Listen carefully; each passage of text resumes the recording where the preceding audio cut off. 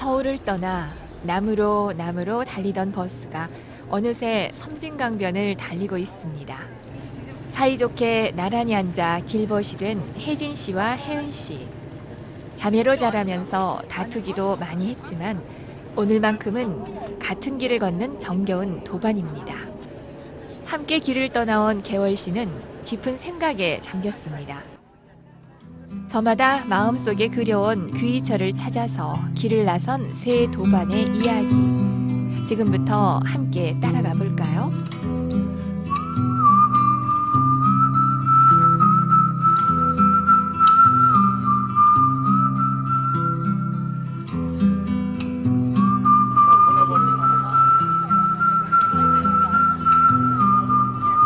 버스가 도착한 곳은 경남 하동군 화계면.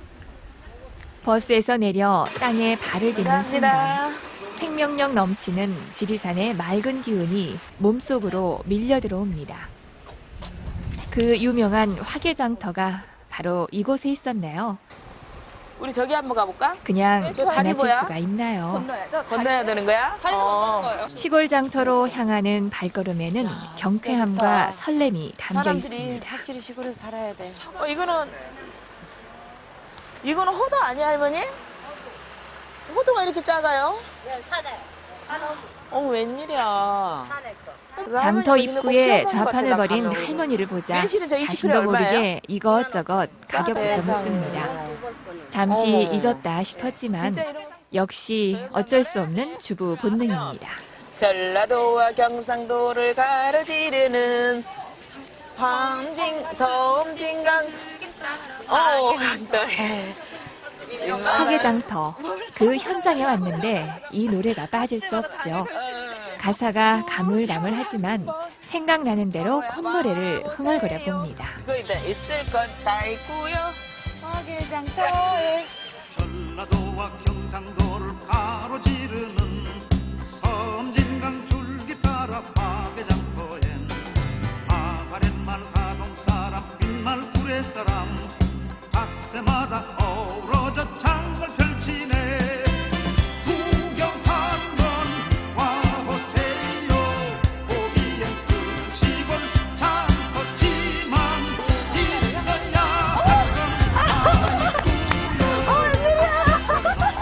무엇을 발견했길래 그렇게 신기해하나 했더니 이 강아지 이마 좀 보세요. 이게 자신의 가치란 걸 안다면 글쎄요, 모피 같잖아, 이 이거. 강아지 기분은 또 모피 같아, 어떨까요? 이게. 이래봬도 혈통서까지 갖춘 먹었어? 근본이는 강아지랍니다. 밥 먹었어? 이 강아지는 만나자마자 마음을 행복하게 해주는 강아지야? 특별한 재주를 갖고 있네요. 지금 벚꽃길이었나? 그쪽인가? 벚꽃나무 있는 거? 아까 이렇게 웰빙이라는 말이 딱 들어맞는 섬진강 이곳 이렇게 딱 하동에는 갈라져 있잖아, 이게. 가보고 싶은 곳도 많습니다. 내일 찾아가 보기로 한 국사함은 쌍계사를 지나 한참이나 더 올라가야 하네요. 이렇게 내려오고 싶잖아요. 근데 저 산도 봐봐, 고향집 지리산. 어머니처럼 산세. 아늑한 품을 들이운 지리산. 저 산자락 어디쯤에 바로 국사함이 둥지를 틀고 있겠죠.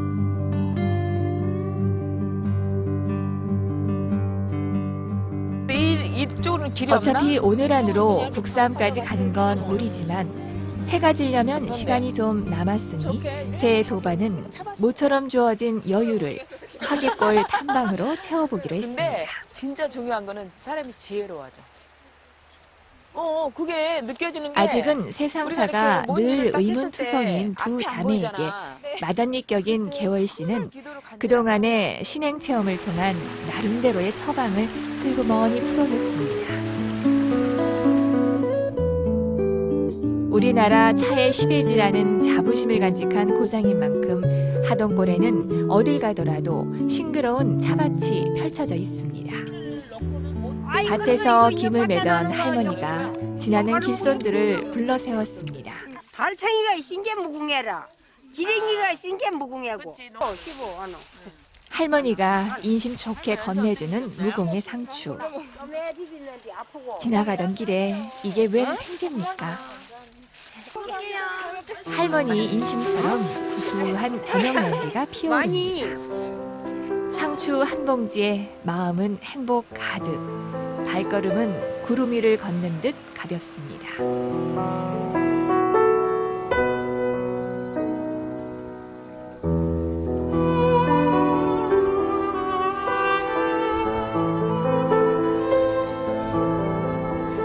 다음 날 아침, 숲 사이로 맑고 투명한 아침 햇살이 쏟아집니다.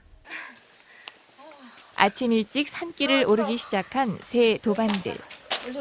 숨이 턱에 닿을 즈음 마침내 국사암에 도착했습니다. 먼저 발길이 닿은 곳은 맑은 물이 졸졸 흘러나오는 약수터. 아침부터 대지를 달구는 한여름 뙤약볕에 가파른 산길을 오르느라 마른 목을 한껏 추려봅니다.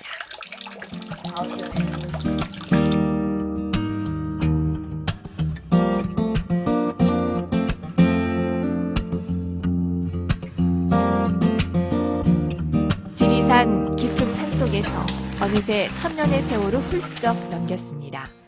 글자 그대로 청정한 수행도량인 국사암은 그 오랜 세월 이 땅에서 살아온 모든 이들의 의지처가 됐지요. 옛날에 이제 그 진강국사님이 지리산의 그 영산이라서 여기서 이제 수행을 하기 위해서 여기다 초막을 짓고 수행을 시작하셨는데, 그러나 이 조그만 초막이 전부가 아니고 큰 그 사찰의 불사를 지어야 되는데 어디에 지어야 할지를 몰라서 이제 그 나무 오리를 나무로 목각으로 깎아서 던졌답니다. 그래서 저것이 이제 요 고개 넘어서 그 금당 자리에 가서 이게 자리를 앉은 거예요. 그래서 거기다가 이제 옥천사라는 절을 짓고 그 다음에 거기에서 또 주석을 하시면서 쌍계사를 크게 짓게 된 겁니다. 그래서 1200여 년의 세월이 흘렀습니다. 국사는 나라의 스승이 될 만한 고승 대덕에게 부여하는 존호입니다. 국사가 계신 절이라 해서 이름 붙여진 국사암. 천년 세월 흔들림 없이 탄탄한 수행처로 이곳을 지켜온 국사암. 옛 선사의 해안에 새삼 고개가 숙여집니다. 법당을 찾아 108배를 하기로 합니다. 1배, 1배 절의 횟수가 쌓여가는 만큼 그동안 쌓인 탐진치의 덮개도 한 켜 한 켜 벗겨낼 수 있겠죠.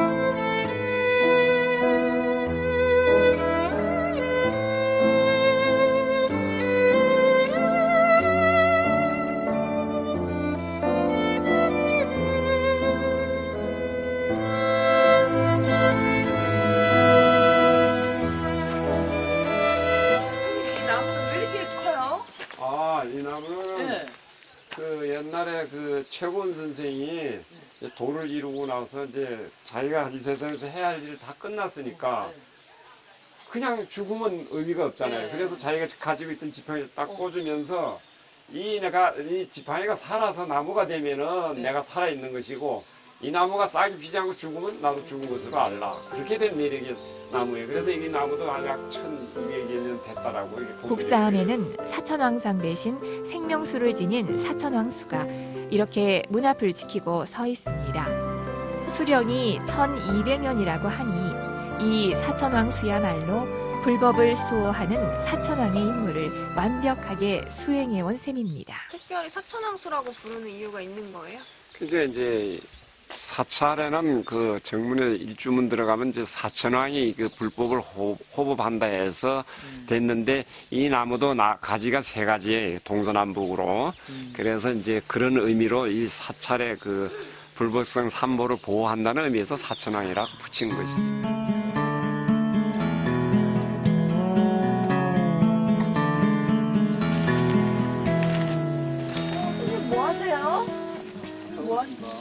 이게 자연적으로 씨가 떨어져갖고 자연적으로 자란 거예요, 이게.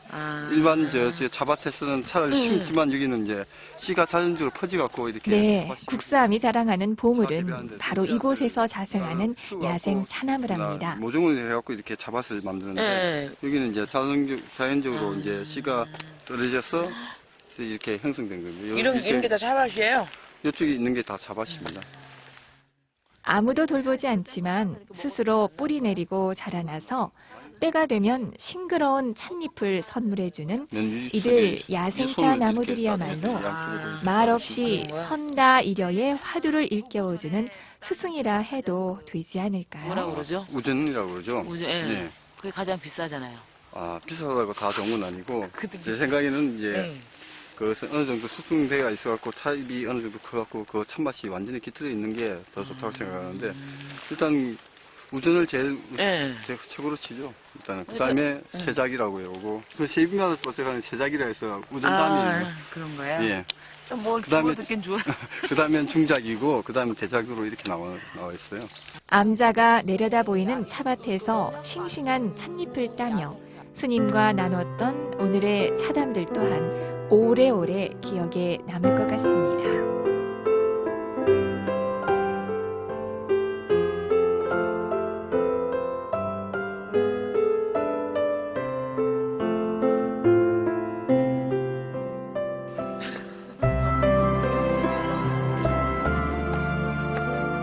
단아한 선비처럼 꾸밈없는 모습으로 말없는 지혜의 법문을 들려주는 문수전.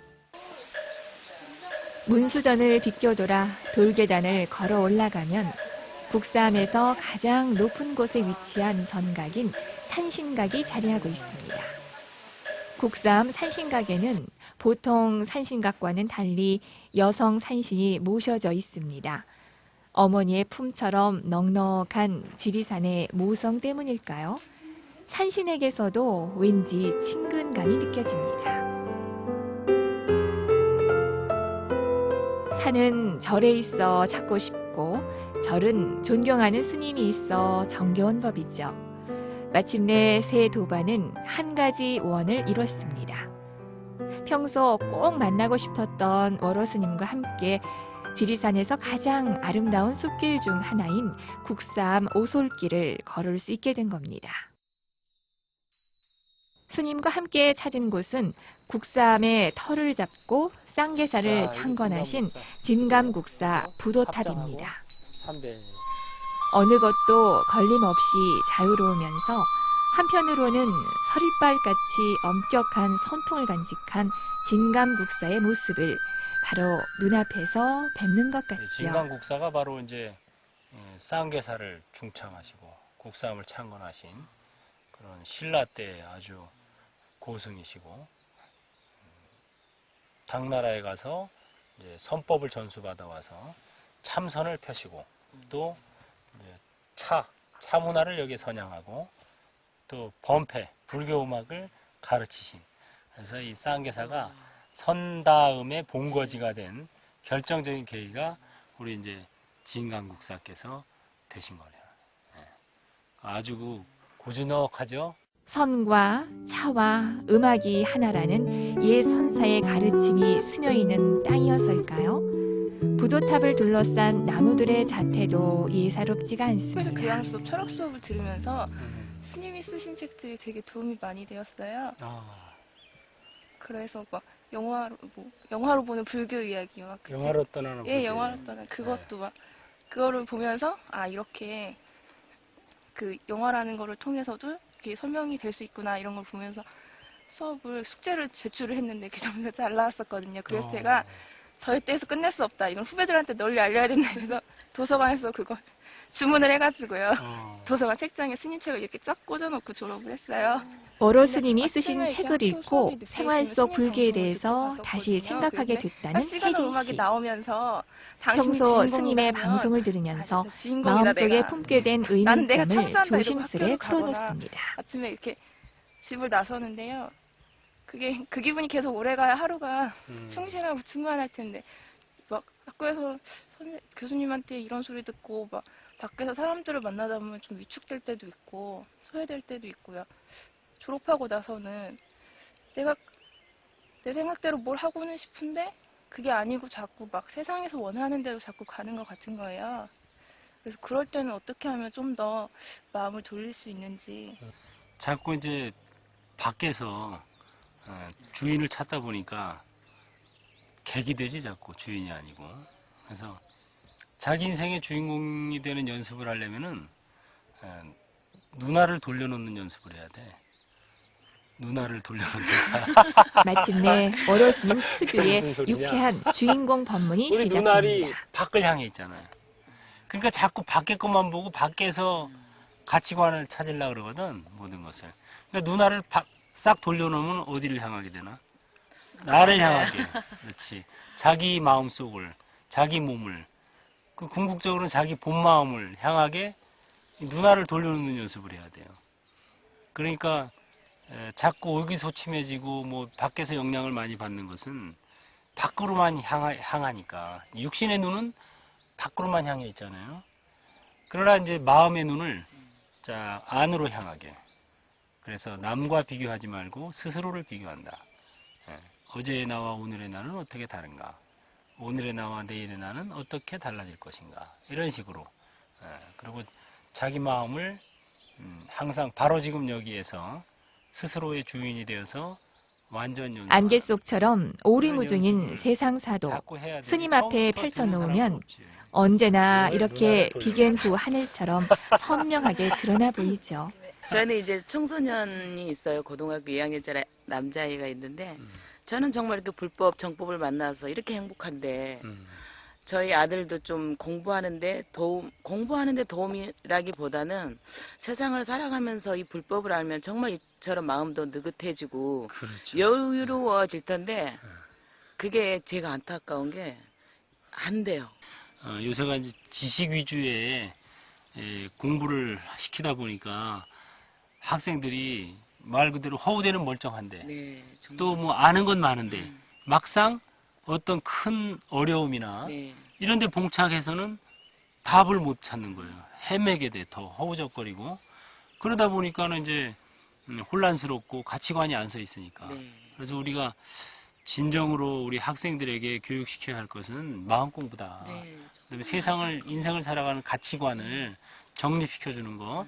사실은 이게 가장 근본이 되고, 그 다음에 이제 지식 뭐 이런 것은, 그 주변이 돼가지고, 같이 이렇게 서로 맞물려 가야 되거든요. 청소년 문제가 그런 부분이 나오면 좀 미약하고 얘기가 길어질 미흡하고 수밖에 많이. 없습니다. 근데 이제 아이들이 교육제도의 실제 불교에 문제는 대해서 가정에서 굉장히 어찌해볼 기복 도리가 없기 신앙이라는 인식을 때문이죠. 굉장히 많이 갖고 있어요. 하지만 올바른 신심만 간직하고 모든 있다면 종교는 기복 제도의 신앙이에요, 벽도 큰 모든 문제가 될 종교는 수 기복 없다는 신앙으로 게 시작하는 스님의 거예요. 지론입니다. 다만 이제 기복 신앙이 그 종교의 전부냐 아니면 일부냐.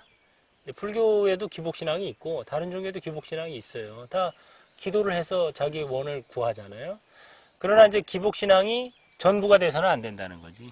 기복 신앙은 일부고 근본적으로는 우리는 주인공 신앙이지 말하자면은. 그걸 알려주죠. 자기야말로 자신의 정말, 주인. 예. 어떤 주인이 따로 있으랴. 자기를 잘 다룰 때 얻기 힘든 주인을 얻은 것이다. 이게 불교의 근본이고 네. 거기로 가는 길에 우리가 때로는 약하고 때로는 힘들고 때로는 지치니까 그럴 때 또 불보살님에게 힘을 얻어서 주인 노릇하는 힘을 얻는 그런 이제 기복신앙인 거지. 그러니까 그 기복신앙이라는 것을 이제 잘 인지를 해가지고 인과 연의 법칙으로 네. 내 노력이 인이고 불보살님의 가피가 연이다. 인도 충실하고 연도 충실해야 결과가 충실하다. 네. 이렇게 해서 우리가 내 노력만 가지고도 살 수 있는 게 아니고 또 외부에서 도와주기만 해도 살 수 있는 게 아니에요. 잘 사는 게 아니니까. 자력과 타력 신앙이 내가 잘 먼저 조화를 노력하고 이룬다면 그다음에 풀 수 없는 외부에서 문제가 불보살님 없다는 것이죠. 또는 뭐 부모님 하지만 또는 역시 이웃이 출발은 나를 바로 도울 수 있게 나로부터입니다. 열을 충실히 또 모든 해라. 변화는 이게 나로부터 이제 시작되는 정법 거니까요. 신앙이죠. 또 우리 저기 막내는 뭐 저 같은 경우는 지금 고등학교 졸업하고 일을 하다 보니까 또 이제 공부의 필요성이 또 느껴져서 다시 이제 공부를 해야겠다가 마음 먹고 다시 이제 대학교를 들어갔어요. 근데 또 이제 공부만 해야겠다 했는데 또 마음이 또 잡히지가 않아서 다시 이제 다음 달부터 다시 다른 직장에 이제 나가기로 했는데 지금 아직까지도 공부나 이런 거에 대해서 그 진로나 취업에 대한 걱정도 너무 많고 중심도 안 잡히는 것 같고 부모님하고 이렇게 다툼도 많고 막 이러는데 스님도 학창 시절 때 그런 것 때문에 부모님과 다퉈보신 적도 있으세요? 우리 때는 경기가 좋아가지고 나는 졸업할 때 대학 졸업할 때 3군데 취업이 됐어요.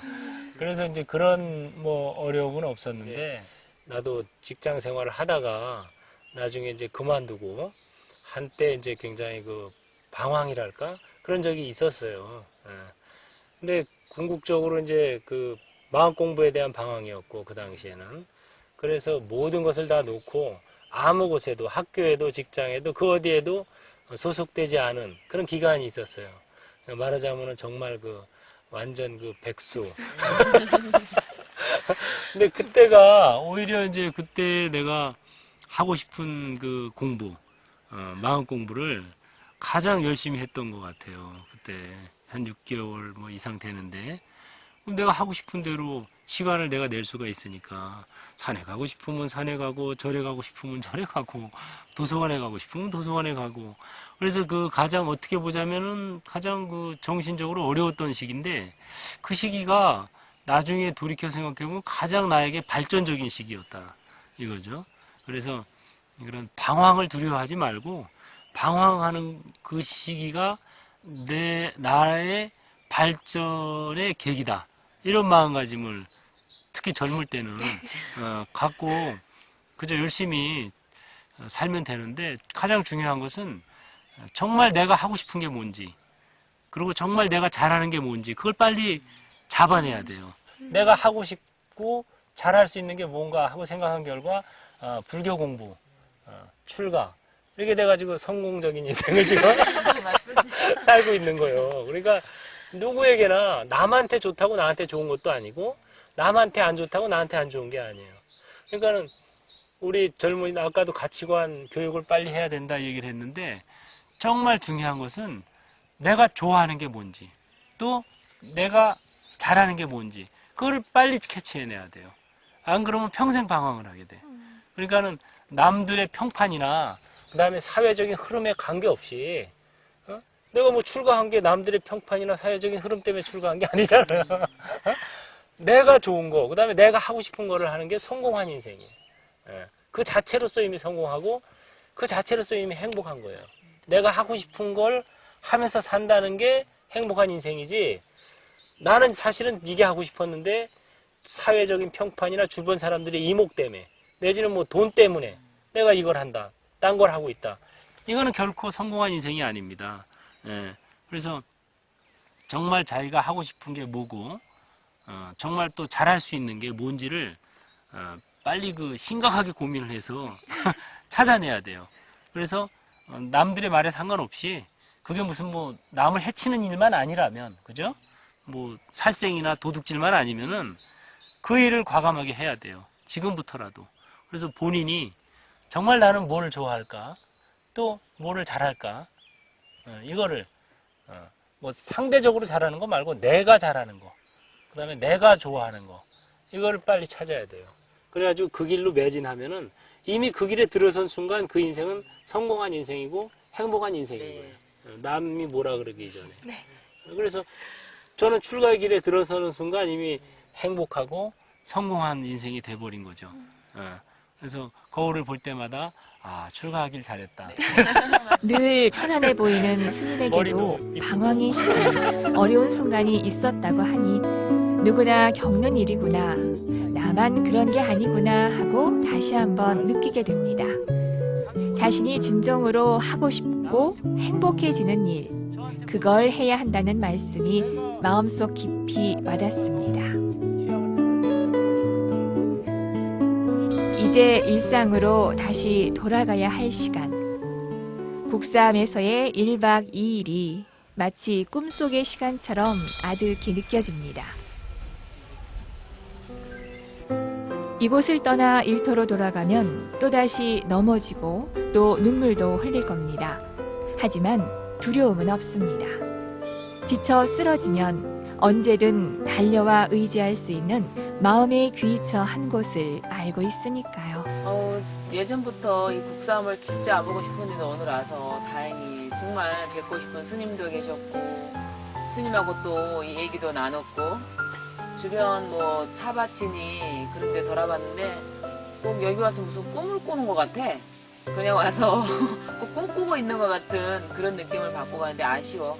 솔직히 올 때는 막 이런저런 고민도 많고 했는데 스님 만나서 이제 얘기도 하고 막 경치 구경하고 하다 보니까는 그런 마음이 다 풀리는 것 같아서 또 나중에 고민이 생기거나 이러면은 또 한 번 다시 와보고 싶고 지금은 진짜 가고 싶지 않아.